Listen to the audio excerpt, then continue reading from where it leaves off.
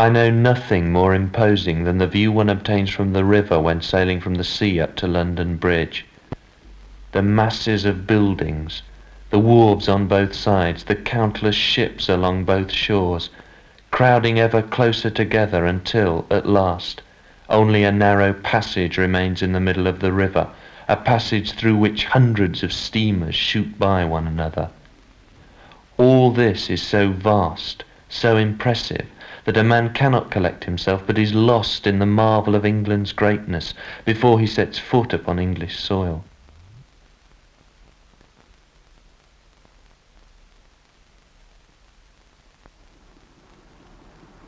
It is only later that the traveller appreciates the human suffering which has made all this possible. It is only when he has visited the slums of this great city that it dawns on him that the inhabitants of modern London have had to sacrifice so much that is best in human nature in order to create those wonders of civilization with which their city teems. The conditions of the working class in England. Friedrich Engels, 1845.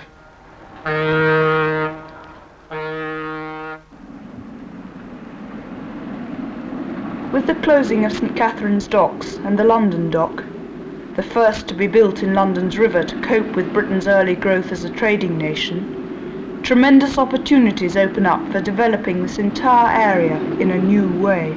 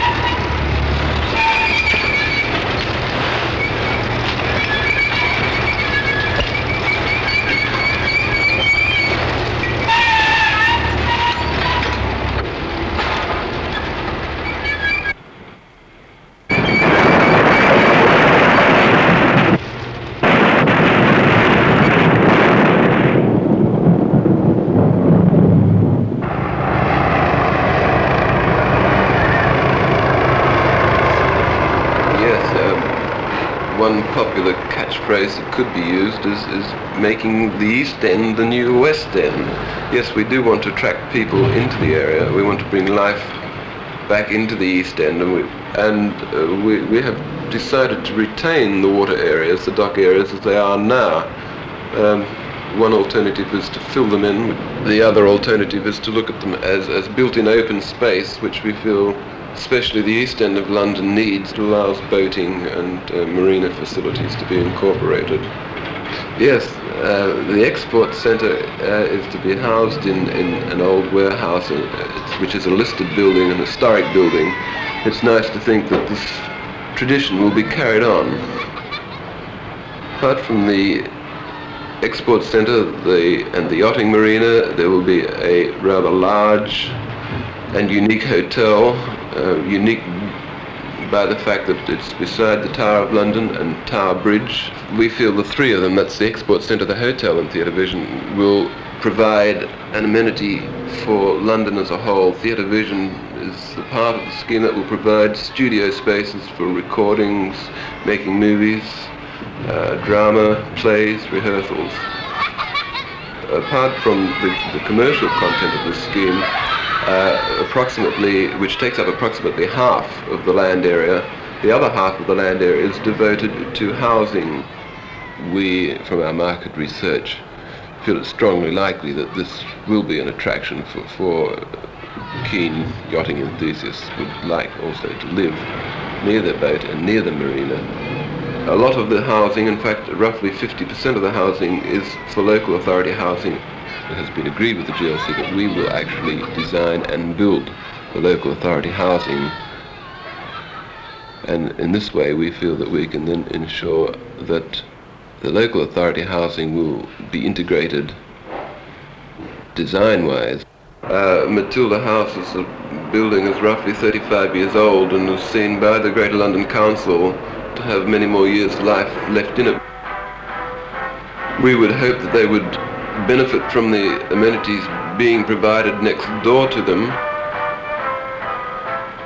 after bringing them down and showing them the models and actually being on site and showing them that we were here with our sleeves rolled up virtually the same as they are, and taking the time to explain what we were trying to do, we found that they are still quite reasonable, and essentially they're quite with the idea.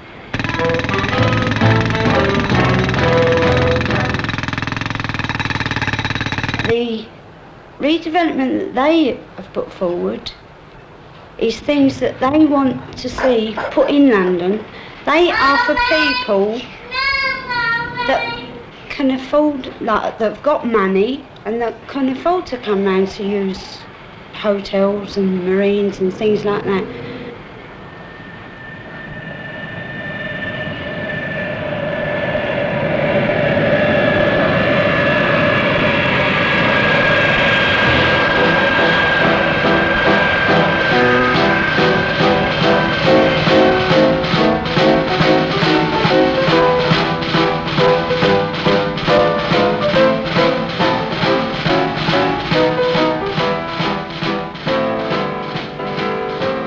I think that when they put this scheme forward, they should include council flats that people like myself could afford. The flat that I'm living in has only got 2 bedrooms, and there's 4 children sleeping in 1 bedroom. They've not a place to play in round here, have they? Down in the yard there's big notices, no ball games. If they go down the park, that's a good half-hour's walk. And how can you let children of 6-year-old go down a park on their own? So they vanish round Jubilee. Play among the scrap, the dirt, piece of iron, old cars, boxes, the lot. The old tube station that used to be, there's the open shaft still leading down to it. All the bottoms full of broken glass if they fall down. That's their lot. How's it going to benefit us? From what we've been told, they're going to build a high wall, so it's not an embarrassment for us to look onto them. I should say it's the other way around. I mean, to tell me who's going to pay £20, £30 a week for a luxury flat to look onto these? Because the people that put this plan into operation, they're not living down here. Well, I believe they're just for themselves, putting money in their own pocket to rent it to the rich. It's not going to benefit anybody around here. We're just the forgotten people. Of the £22 million being spent on the redevelopment, less than £2 million is allocated for local authority housing. The St Catherine's Dock scheme can well determine what happens to other areas of London's redundant docks and riverside warehouses. Is St Catherine's to be an eastward extension of London's West End, or a westward extension of London's East End?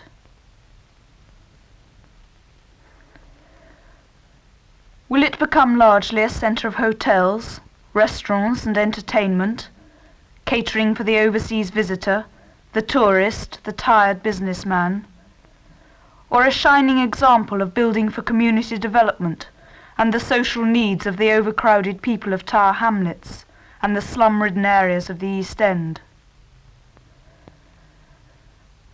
As far as St Catherine's is concerned, the issue is decided.